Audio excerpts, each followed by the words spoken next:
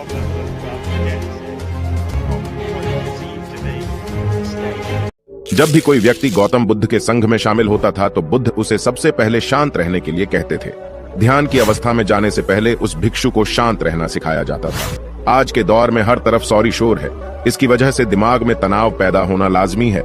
ऐसे में अगर आप हर रोज कुछ देर मौन रहने का अभ्यास करते हैं तो इससे आपके तनाव पैदा होने वाले हार्मोन के लेवल में कमी आती है। इससे आपका दिमाग शांत होता है, गुस्सा नियंत्रित रहता है और तनाव बढ़ाने वाले हार्मोन्स का लेवल घटता है।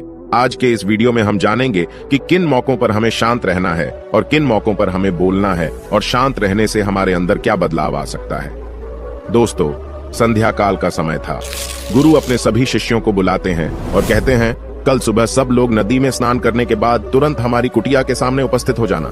सभी इसी से हैरान रह जाते हैं कि हम लोगों ने कुछ गलती की है क्या, लेकिन गुस्से से यह कहते हैं कि हो सकता है कि गुरुजी कल सुबह कुछ अच्छी बात बताने वाले हैं। सब लोग रात को सही समय पर सो जाते हैं और सुबह उठकर सभी लोग नदी में स्नान करने के बाद वापस गुरुजी के सामने उपस्थित हो जाते हैं। गुरु कहते हैं, आज हम तुम सबको चुप रहने के फायदे के बारे में बताऊंगा। गुरु कहते हैं, 10 मौके जहां पर चुप रहने से होता है लाभ और बोलने से नुकसान। गुरु कहते हैं, अगर आप इन 10 मौकों पर शांत हो गए यानी मौन हो गए तो आप जो चाहेंगे वही मिल जाएगा। आपकी जिंदगी में चमत्कारिक बदलाव शुरू हो जाएंगे। जरूरत से ज्यादा बोलना या चुप रहना दोनों ही अच्छी बात नहीं है। जैसे जरूरत से ज्यादा बारिश हो जाना या फिर धूप दोनों ही दिक्कत देती है, उसी तरह अनावश्यक बोलने से भी काफी नुकसान होता है।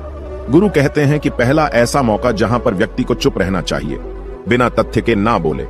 गुरु ने कहा, अगर आपके पास कोई तथ्य नहीं है तो वहां चुप रहने में ही भलाई है। चुप बैठने से दिमाग में नई कोशिकाओं का निर्माण होता है और इससे ज्ञान की वृद्धि होती है। बोलने में भलाई वही है जहां आपको किसी चीज के बारे में पूरा ज्ञान हो। अगर आप बिना तथ्य के कहीं बोलते हैं या फिर बेवजह बोलते हैं तो आपका वहां मजाक भी बन सकता है। अगर आपके पास पर्याप्त जानकारी नहीं है, ऐसी जगह पर बोलने से आपका मजाक तो बनी रहेगी, साथ ही साथ लोगों का भरोसा भी आपसे उठने लगेगा। इसलिए ऐसी जगह पर शांत रहो जहां तुम्हें पता ना हो कि क्या बोलना है क्या नहीं। कई बार कुछ लोग ऐसे होते हैं जो हर जगह अपनी उपस्थिति बताने लगते हैं। उन्हें पता नहीं होता है कि हमें क्या बोलना है, लेकिन फिर भी बोलते जाते हैं और फिर बाद में दूसरे लोग उनके जाने के बाद उनका मजाक उड़ाते हैं। जब तक आपको उस तथ्य के बारे में अच्छा ज्ञान नहीं है, उसके बारे में पता नहीं है, तो वहां चुप रहना ही ज्यादा समझदारी है। गुरु ने कहा, दूसरा ऐसा मौका जहां पर व्यक्ति को चुप रहना चाहिए। शब्दों से न पहुंचे ठेस। अगर आपके शब्द किसी को मानसिक ठेस पहुंचा रहे हैं तो वहां चुप हो जाना चाहिए।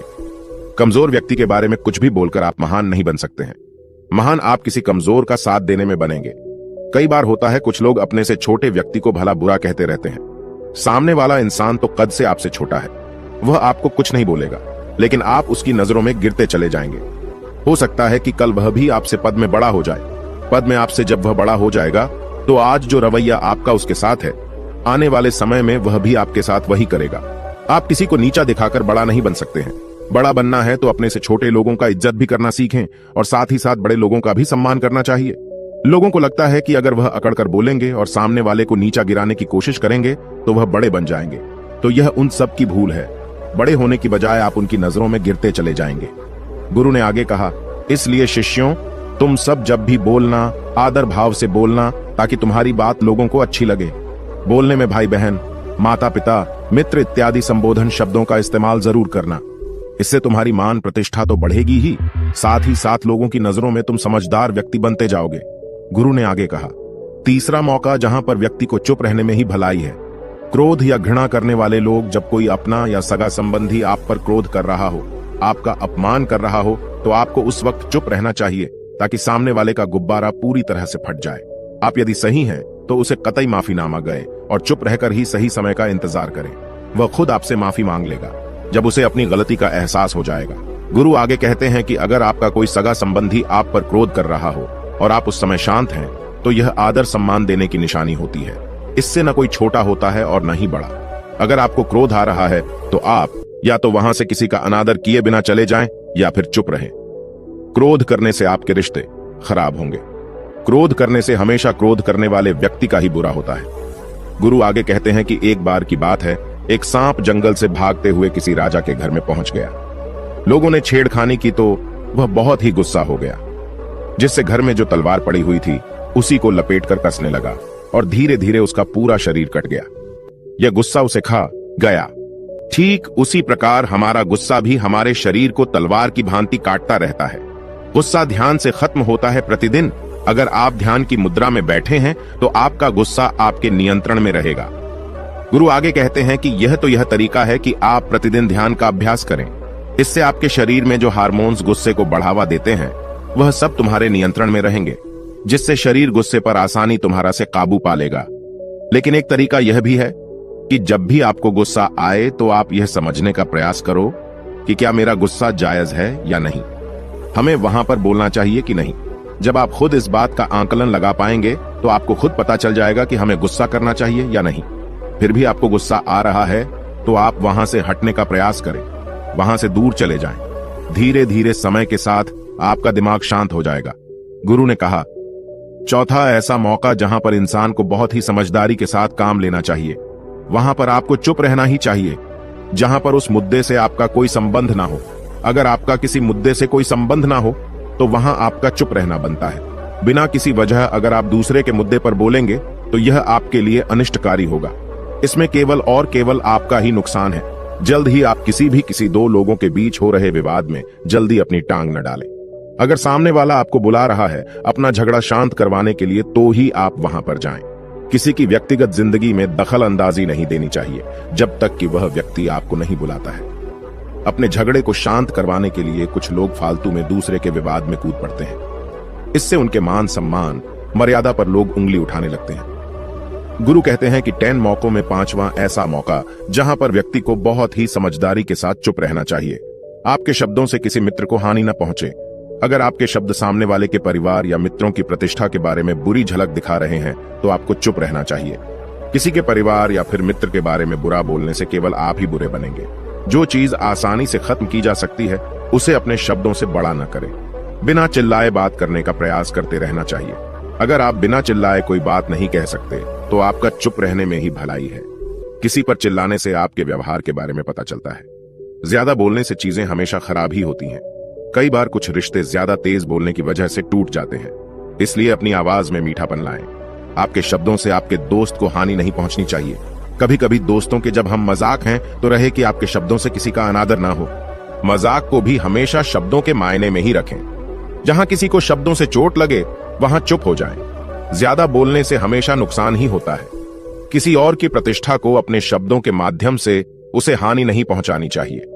यदि आपके शब्दों से किसी और की प्रतिष्ठा को ठेस पहुंच रही है तो वहां आपको चुप हो जाना चाहिए। जब कोई व्यक्ति आपके सामने नहीं है तो आप उस व्यक्ति के बारे में बुरे शब्द किसी तीसरे व्यक्ति के सामने न बोलें। गुरु कहते हैं, छठा मौका जहां पर व्यक्ति को चुप रहना चाहिए, जब कोई कर रहा हो किसी की बुराई। जब कोई आदमी आपके सामने किसी तीसरे आदमी की बुराई कर रहा हो तब तुम्हें चुप रहकर बस सुनना चाहिए।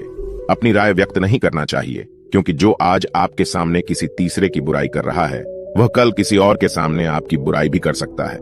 यदि आपने कुछ कहा है तो नीति शास्त्र के अनुसार जो अपने मुंह को बंद रखता है और बुद्धि से काम करता है वही इंसान समझदार होता है।